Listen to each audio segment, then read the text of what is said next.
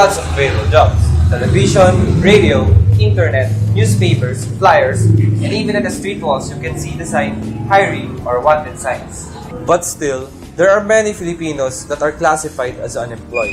According to the latest survey of Social Weather Station or SWS, the number of unemployed Filipinos here in the Philippines reached up to 27% or roughly 12 million people. Jobless, job mismatch, this is not a new scenario for the Filipinos. The undying issue yet to be resolved. The number of people who's unemployed is almost equal to the number of employees that works, not with accordance to what they took or what they learned from school. Those things don't always work out like the way everyone wants it to be.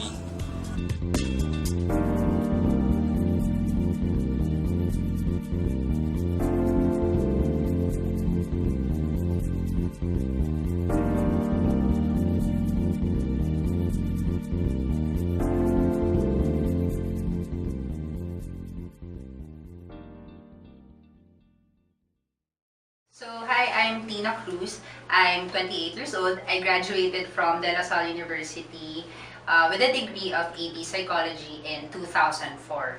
When I graduated, the only thing that mattered to me in choosing a company is the name or the reputation of the company that I'll be working with. Because if it's something that you've heard before, you've seen somewhere, or you know that your relatives and friends have worked for or are working in, chances are it's a good company.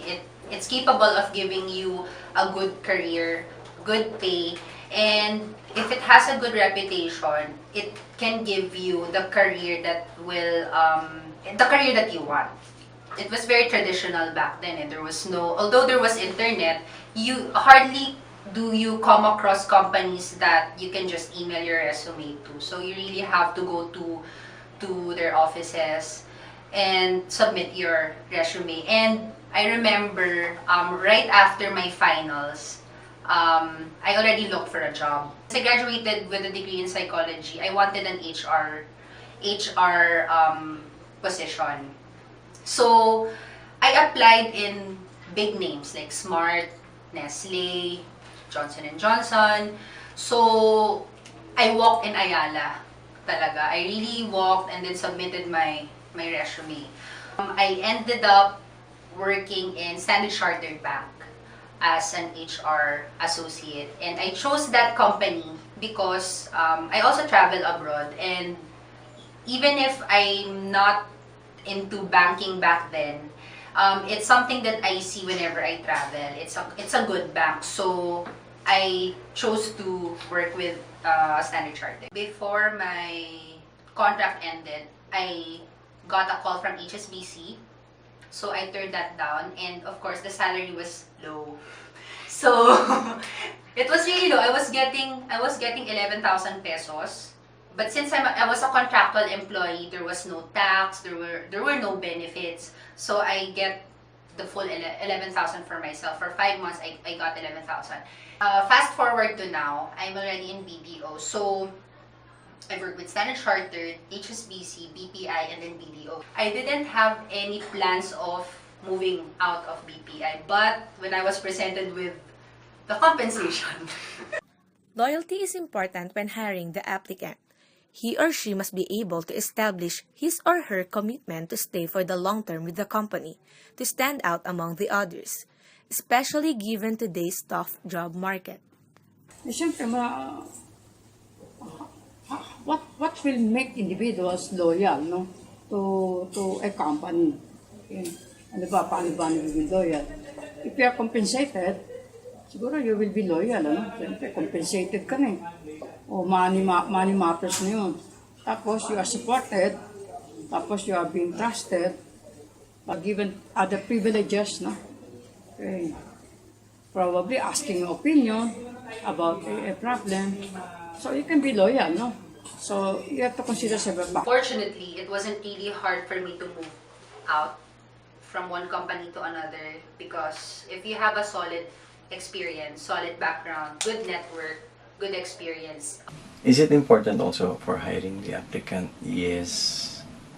For this time, it is still important, but there's some area of more important because the HR now is more on the competencies. The competency equates now with the salary. That is now more on the focus of in terms of application. Despite the fact that that I understand people's need to get higher income, I am not particularly fond of people who transfer jobs frequently. Simply because when they work with me, I transfer a part of my skills to them, and it becomes a form of investment on my part.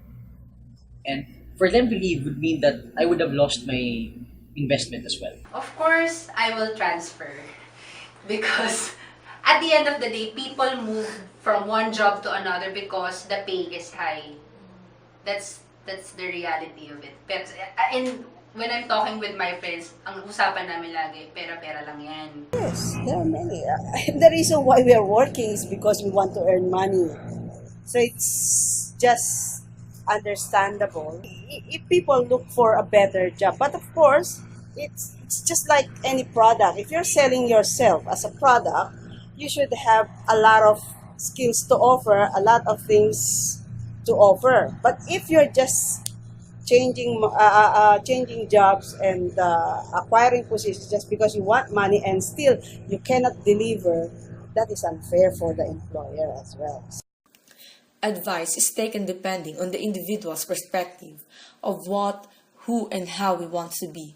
If a person is overwhelmed with material gain, then why would he not take the road to wealth?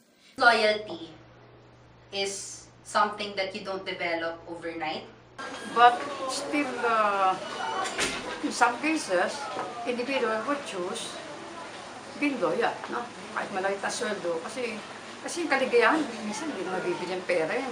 It is definitely not a disadvantage for an applicant to want higher job than a previous salary, as long as it is reasonable increase and is commensurate to the skills and talent of the individual. Then there is nothing wrong with that. In fact, it can be used as a leverage as it would show that the applicant really knows his worth and places high value upon himself. Salary is always a matter of negotiation. It might sound bad, pero money makes the world go round. Parang ganon. For me, people seeking higher income, I would say that's perfectly natural. When we look at the world around us right now, it's a very tough world. It's not easy to survive, especially if you have a family. Income can be very hard to come by, and making ends meet is truly a challenge. Some would be happy extrinsically, money matters. Some would be happy intrinsically. Of course, I will still be loyal. No? Kasi consider mo pa rin yun. Ayaman ka, may kotse ka nga. Tapos ang dami mo namang kaaway, ano? Dami mo yan. Ipukan sa likod mo. Mahirap yun. Dream job ko or company, still the FMCGs, but since I already dedicated my career to the banking industry, I think I am in my dream company because BDO is the #1 bank. So I guess although I've been here for a year and a half, more or less, I can see myself staying here for a long time. Now again, what will trigger me to move out? Of course, it's the money. In some cases, no.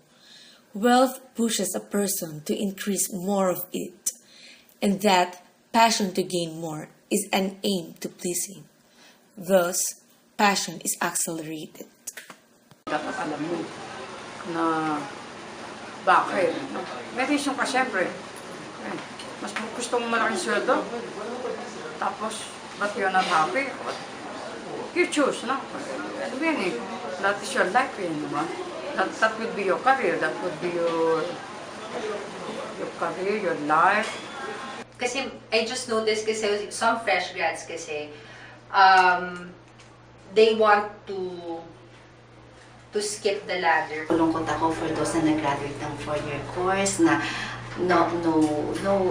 parang desperate na sila and then they will accept While wage is still a very important factor, it is not the sole basis of decision-making among applicants. There's a gap. Remember the gap. I mean, the generation gap. because there's a lot of study between your generation and our generation. In choosing a company, I would like to work as accountant, and this syempre yun yung pinag-aralan ko, accounting graduate ako. And since I always wanted to work a bank, and ang target ko is Makati. My standards in choosing an employee is mainly first qualification. Well, over loyalty, I think not necessarily as wealth. I mean, I think for all people, what is more important is the company that you are connected is, we are loyal to those companies na they compensate our competencies. They give importance to the employees. I was referred by one of my office mates to work with an investment house as operations head. At first, I was hesitant, takot ako because I have no experience of working as a head. It depends on the position. If it's a rank and file position and there is no requirement for job experience, if you're asking for about job experience, then no. The advantage in choosing loyalty is that the employee can build trust to his or her company. And if the employee builds trust, then he or she can be comfortable in any aspect. One of my office mates who worked with PCI offered me another job. Lita, we need you here because we know your forte. You're an operations person. You know how to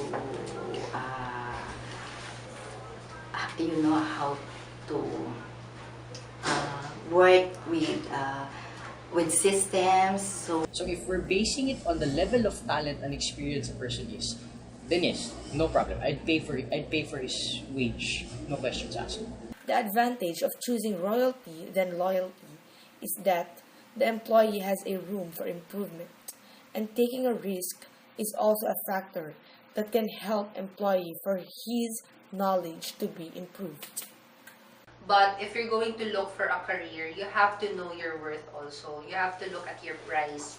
But then you can't demand so much kasi you still lack experience. But as you work,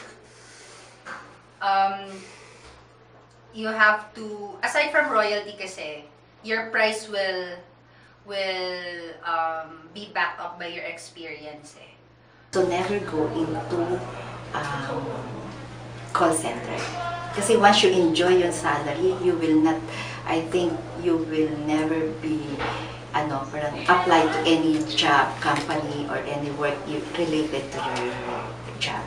And then after 2 to 3 years, if you think you're not being recognized of what you've been doing, try to look for another job. Try to submit your resume, pamudmud nyo dyan kahit saan ng company, and then kung sinong tumawag, try to grab any opportunity. Huwag kayong maging, like, tingnan mo, kung naging takot ako dun sa second job ko, na, uy, operation set, kaya ko ba yon? Operation set yan. Pero, malakas yung loob ko, I grab the opportunity.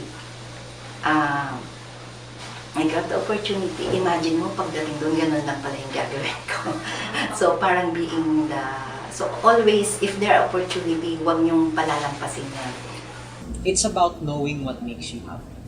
Sometimes there are jobs in this world that will not pay much, but you can find happiness and fulfillment.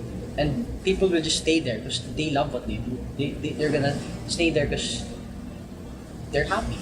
They enjoy what they do. Two things probably is make sure na they can hone their competencies. If they really wanted to jump from one company to another company, try to hone their competencies so that later on, if they really find the good, let's say a more responsible company, siguro that magiging happy na sila or fulfilled. Find whatever is the fun in whatever it is that you're doing. If you're not having fun with what you're doing, definitely it shows in the output. So you have to you have to have fun in what you're doing.